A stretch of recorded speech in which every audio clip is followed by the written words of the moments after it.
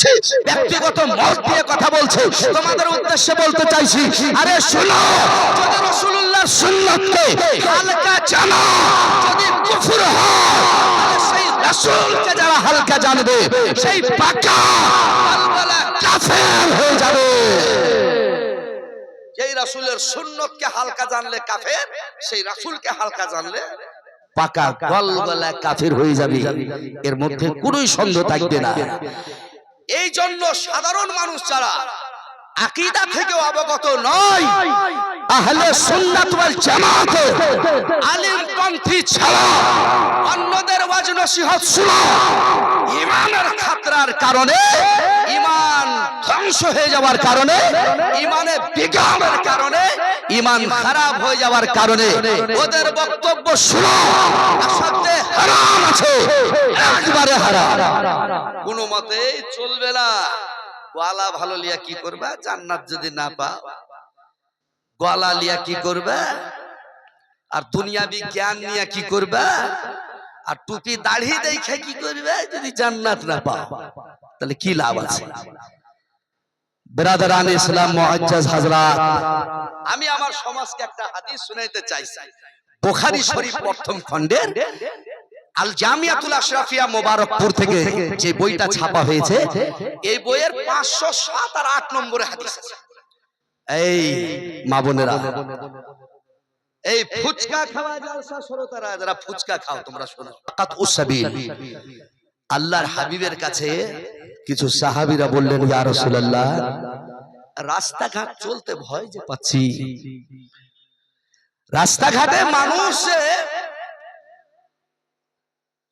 স্বাধীনতা পাই না, অসুবিধা, মন মতন চলতে অসুবিধা হয় রাস্তায়।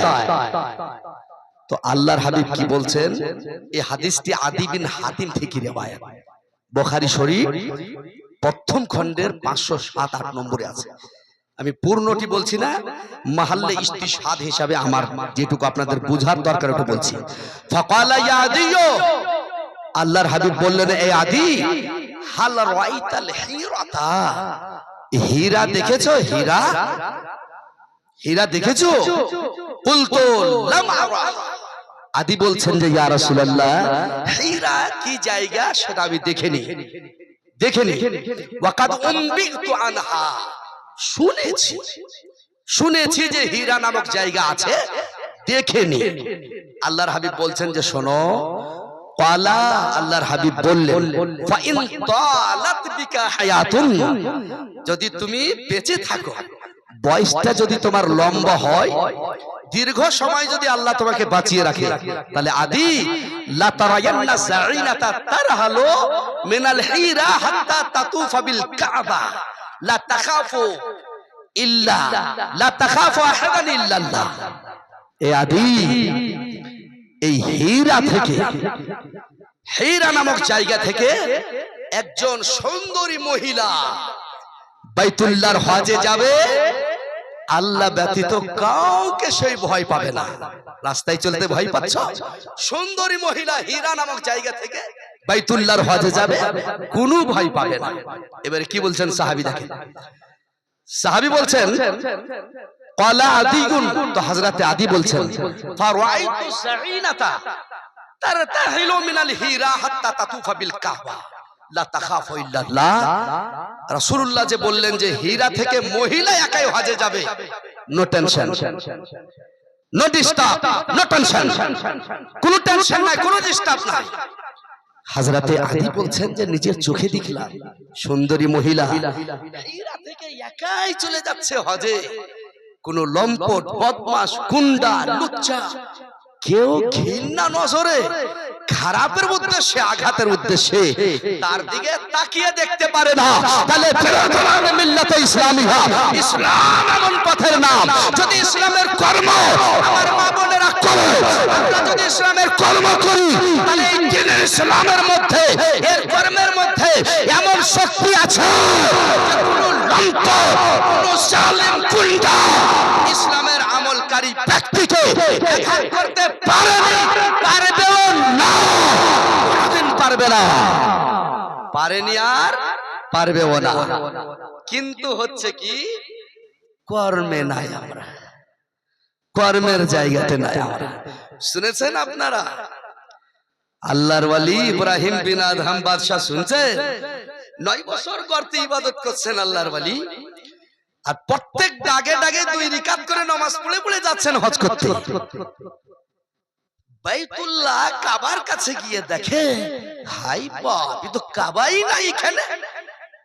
কই যে এত কষ্ট করে গর্ত থেকে এক এক ডাগে 2 রাকাত নফল পড়ে এতদিন ধরে 14 বছর ধরে আসলাম, এই কাবার জিয়ারতে দেখছে কাবা নাই।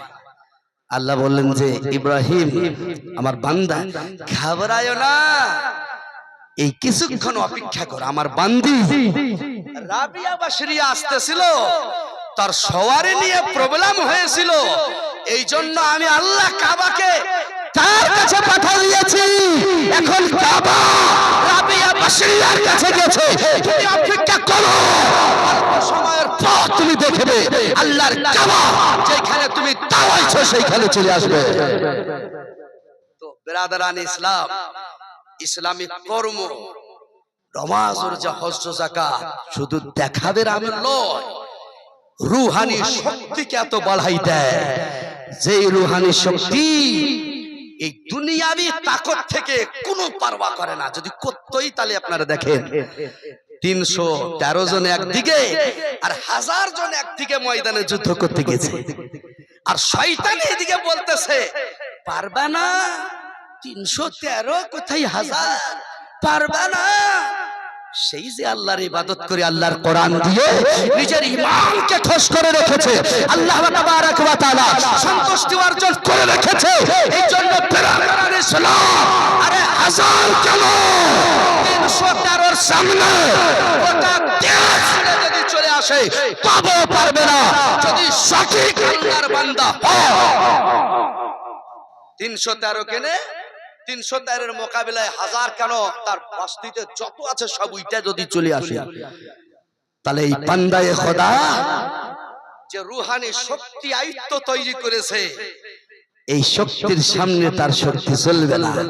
যখন কথা আসলো তাফসিরে খাজাইনুল ইরফান 1004 নম্বর পৃষ্ঠার একটা হাদিস, একটা ঘটনা শোনাই দিছি, একবার জোরে বলেন ইয়া রাসূলুল্লাহ।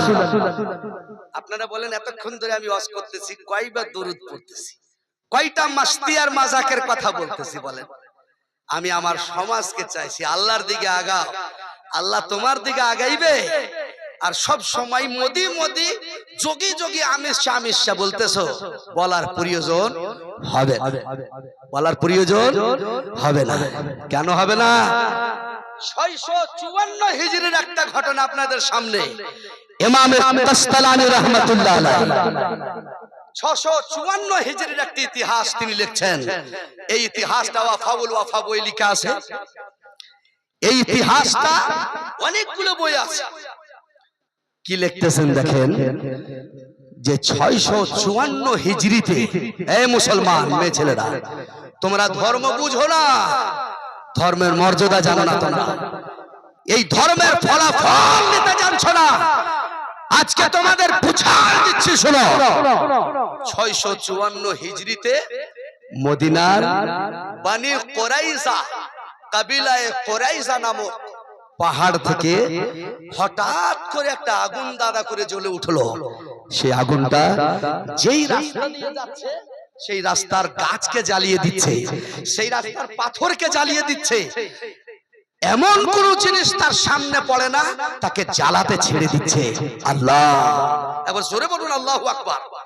আল্লাহর কি শান, আল্লাহর কি মান, আল্লাহর কি মহিমা। এই বানি কুরাইজা পাহাড় থেকে মদিনার আগুন দাদা করে জ্বলে ছুটে যাচ্ছে, সব পাথরকে গাছকে জ্বালাই দিচ্ছে, চলে গেল কাবা শরীফের কাছে। এই যুবকেরা কান দিয়ে শোনো, যারা কাগজপত্র নিয়ে হাই হাই করতেছো, প্রয়োজন তো আছে, কিন্তু এত প্রয়োজন হতো না যদি আল্লাহর দিকে একটু আগাইতেন। শোনেন বিরাদরান মিল্লাত ইসলামিয়া মুআজ্জাল সামাইন কিরাম, সেই বানি কুরাইজার পাথরের পাহাড় থেকে জ্বলন্ত আগুন যে বেরিয়েছিল, সবকিছুকে জ্বালাতে জ্বালাতে আল্লাহর ঘর কাবা পর্যন্ত পৌঁছাইয়া যায়। আল্লাহর ঘর কাবা পর্যন্ত পৌঁছাইয়া গিয়া এই ভয়ঙ্কর জ্বলন্ত আগুন কাবা শরীফের ওয়ালে যেই মতো, কাবা শরীফের দিওয়ালে এক পাথরে যেই মতো টাচ করেছে, সঙ্গে সঙ্গে আগুন বুঝে গিয়েছে। বলুন আল্লাহু আকবার। তাহলে আল্লাহ এই 654 হিজরির ইতিহাসে যে আগুন সব জ্বালিয়ে দিল, কিন্তু আল্লাহর ঘর কাবা এক পাথরে লেগে যাওয়ার পর সঙ্গে সঙ্গে বুঝে গেল। কেন? এই কাবা পাওয়ারফুল আল্লাহ তাবারক ওয়া তাআলার ঘর। এই কাবা পৃথিবী জুড়ে মিটানো যাবে না। এই কাবার উপর আক্রমণ করো, নিস্তন নাবুদ হবে, কাবার কিছু হবে না। এই আগুনটা কাবার কাছে গিয়ে বুঝে গিয়ে এটাই মানুষকে মেসেজ দিচ্ছে, মানুষ যেই দিকে 5 ওয়াক্তের নামাজে নিজের পেশানি রাখো, কপাল রাখো, এই কাবা কিয়ামতে একাই তোমারে ছাড়বে। আল্লাহর আগুনে তোমায় জ্বালাই দিবে, দুনিয়ার আগুনে তোমাকে পুড়িয়ে দিবে।